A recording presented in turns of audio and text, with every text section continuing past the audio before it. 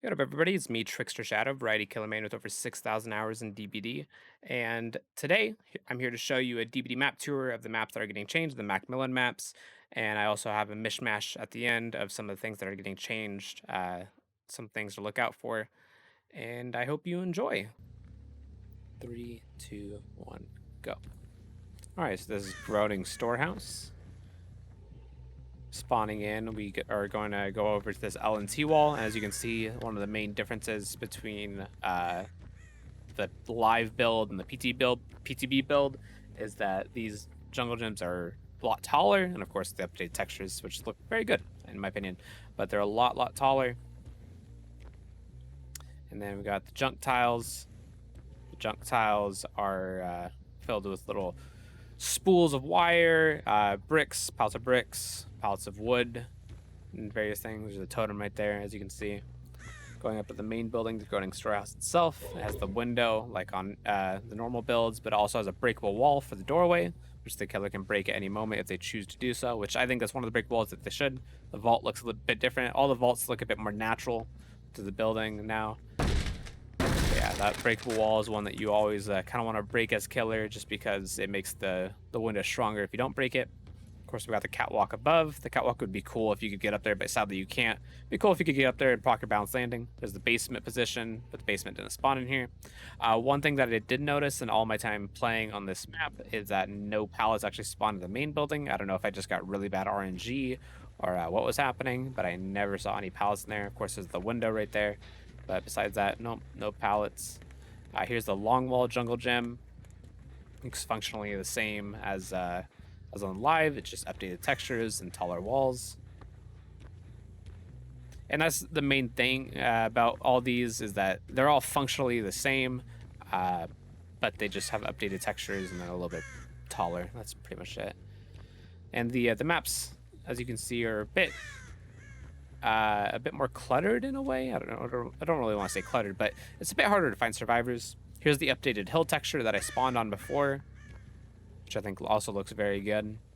They also added some other boulders onto the hill, making it a bit different.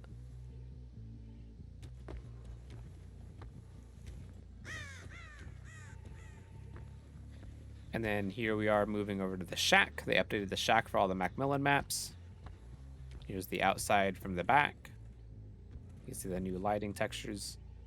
In the inside, of course, shack functionally is the same, although there is one change to it, which you can see after we show off the front. When we're going around, there's a window right by the shack pallet that's blocked off. That provides extra view for the survivors to see the killer, so there's less mind game potential. We'll have to see how that performs on live. I really didn't notice many issues with it in the PTB playing in my matches, but maybe it'll mess some people up. Going down into the basement is a little bit different. I don't know if it's very easy to see on YouTube, but the pipes that are above the basement hooks are dripping blood onto the hooks. There's also some more light shining down onto the hooks, and the chest is a little bit more flush with the wall instead of being a little bit askew. And then finally, we got the hatch over here, and the hatch looks a little bit different. You can see just like this ooze coming out of it, the entity spewing out, which is very neat, I think. No new animation for that. We got suffocation pit. Suffocation pit, all the tiles look the same as they do on Groaning Storehouse. There's the shack. It's the same shack as I was in the previous map. All the same tiles. They all look the same. And again, the map is functionally the same. It's the same shape. But really the main difference, and we're going to be making our way towards there right now, is the actual suffocation pit itself, the mine. As you can see, all of the tiles are pretty much the same. All brick and plaster. Here we go, coming upon the mine itself, which looks very impressive. And scattered around the mine, as you can see as we approach it, are these mine carts. And the mine carts are either empty, such as this one, or they're ones that have a little bit of coal in there, such as these. And there's a couple different variations of this building. There's one variation like we have right here where the window is open right there. There's another variation where the window that we're looking at right now directly across is open as well. And then this breakable wall, it doesn't always spawn. Sometimes there's a breakable wall right there at that opening.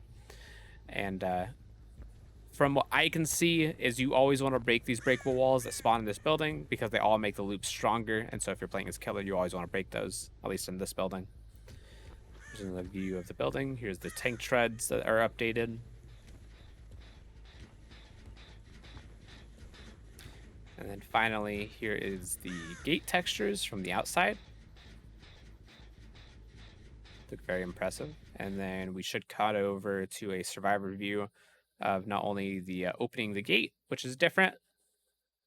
As you can see, if you just even barely touch the gate, it starts flashing, which is kind of a nerf to survivors because you can no longer get about 15% of the door. Before, you get 15% of the door before a light would turn on, and you could use that to your advantage. But now if you even touch it, it starts flashing, but you may be able to use that as mind games, touch a door, and then go to the next one. And of course, it shows the red lights to show the progress.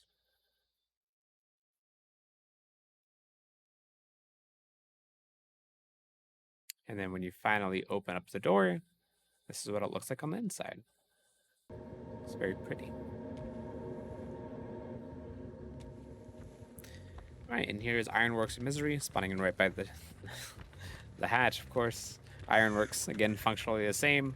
Here's a little buzz saw, cutting up wood, updated textures on that.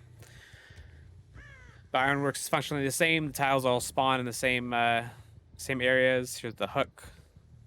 As you can see, updated textures. I think Ironworks is one of the more impressive maps that they reworked. A lot of good textures on it. As you can see, there's some items left behind by the vaults. And the gaps in the walls look a lot more natural. The vault is a lot more hidden, but of course it functions the same. You can still vault it, Survivor can still vault it. There's the basement position. And then there's a breakable wall right here. This one I would never break if I were a killer, just because it makes the window loop a little bit worse. Nowhere to go, and it forces them to go up here. And if you go up here, there is another breakable wall spawn and another window spawn. There's a window spawn and breakable wall right there. And you always want to break that breakable wall. Sometimes the window that is across from the window that is now open is open, and then the other doorway is blocked. Here's the control panel. Here's a evacuation map for a building that is not this one. So that wouldn't be very helpful, I don't think. And then there's a calendar right here, which is a bit interesting because it says January 1972. So yeah, a little bit of insight into the lore of this map. And then as you can see, there's a bunch of tree foliage, which covers the view from up here. So you can't use this vantage point to spot survivors as easy. I don't know if this is 100% spawn for it to be like this, but this is what I noticed in a lot of my maps, that you just couldn't see anything up here. And then here is how the one different change of Ironworks, they added in a different palette. Here's the chase potential of that palette. Throwing it down early really is the main thing, or stunning the killer, because there's really not much else to go. You can see going back up. And you can string it together with this window if the killer doesn't break the wall and get a little bit of distance. But really that's the main gameplay difference. It's just that palette is added and the breakable walls. And then here's Coal Tower. Coal Tower is pretty much the same besides the actual Coal Tower itself. As you can see, the front door has a breakable wall on it. There's 3 actual breakable walls on this. Don't worry about the card textures. They said that that's a bug. They just haven't loaded in the textures. Here's inside the Coal Tower itself. The vaults are the same. There's 2 vaults on the first floor, and there's a breakable wall right there. You always want to break that breakable wall because it makes the windows a lot stronger if you don't break it. So I would always suggest that. Of course, here's the outside view. And then going up, there's another breakable wall covering up one of the drop downs. And as far as I can see, I would think that you wouldn't break one of the drop downs just so you can funnel survivors going into one direction. Breakable wall right here. Just because you want to know where the survivors are going at all times. So I wouldn't break this if I were you, but I just broke it for the video just to show that you could do it. Yeah. And then as you can see in the distance, there's a little bit of a smokestack from the fire barrel, which is a little bit different. All right, and then finally, there's Shelter Woods. Shelter Woods is Shelter Woods. There's really nothing neat to it. It's just a bunch of trees, a bunch of tiles that are all the same that you've seen previously in the video. Really, the main difference with Shelter Woods is they updated the tree textures a little bit. And then the actual main tree itself, previously you'd be able to climb up the tree a little bit and then drop off and be able to activate your balanced landing, but you can no longer do that. In fact, the killer and the survivor both, when they try to get up it, they just can't anymore. So they got rid of the ability to do that, which is a bit of a shame. Very, very unfortunate. And then finally, this is just a mishmash of a bunch of different things I've found out. So this is just me showing off the entity blocker for the window. Oh, we'll just kick somebody else out unless you don't want to keep it Spiky and is a little bit on fire. Look at this. Which I think is pretty cool. This looks kind of cool as This well. is from my live stream. I actually kind of like this.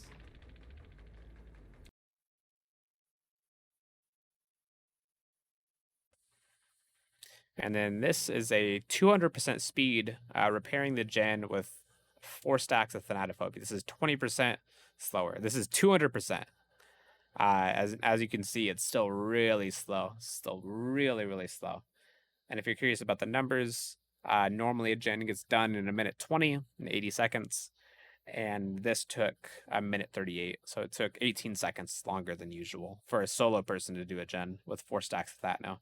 It's going to be a very dangerous perk with Legion and Plague, especially Plague. And then but of course it doesn't affect healing, so you can heal to get out of it.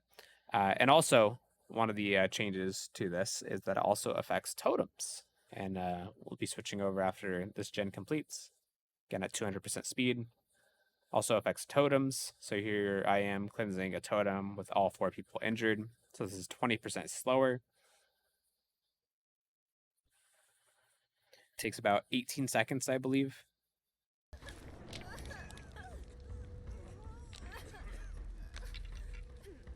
And then here I am cleansing a totem with Thrill of the Hunt and Thanatophobia, both active.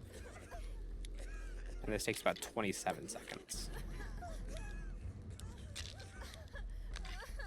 About 26 seconds. I would say about 26 seconds. So you can see it's a big difference, especially having them both. Very, very nasty. And then finally, this is a bug that I found where you can't cleanse hill totems. Hopefully they fix this before it goes live. And then the last thing is if you actually play with Blood Pact. Blood Pact makes you go a little bit faster, as you can see. And then the same thing with Hope, makes you go a little considerably faster. And it's actually very useful. And yeah, hopefully you guys enjoyed that. Hopefully you enjoyed the map tour and me showing off a little bit of the changes in the PTB. If you're curious about the Executioner change, I think that it's more so a buff than a nerf to him. At least the current change makes it to where he can spam his power a lot more, and the slowdown and not being able to attack immediately after coming out of your sword coming up is very negligible. So right now he's buffed, but they may change that. Blood Pact seems kind of decent, but it's a little bit more niche. We're gonna live forever. Healing speed is a lot better. I would recommend using it. You pick up very, very quickly now. And then the enemy is necessary. Very good buff. And that's pretty much all I tested, to be honest with you. I hope you guys enjoy. If you considered, or if you enjoyed the video, please consider subscribing and liking, of course. And I would like to thank Polly, Maddie's, and Unseal and Jibs for helping me out with recording some of the gameplay and testing out some things. Those are people from my community. And if you ever want to join in my stream, whenever PTB rolls around, I try to play with my community to test out the changes. So be sure to follow me on Twitch, twitch.tv/TricksterShadow. And the next time a PTB rolls around, you can join in as well. All right, have a good day, everybody, and I hope that you have a good rest of your night or morning or afternoon or whatever. Bye-bye.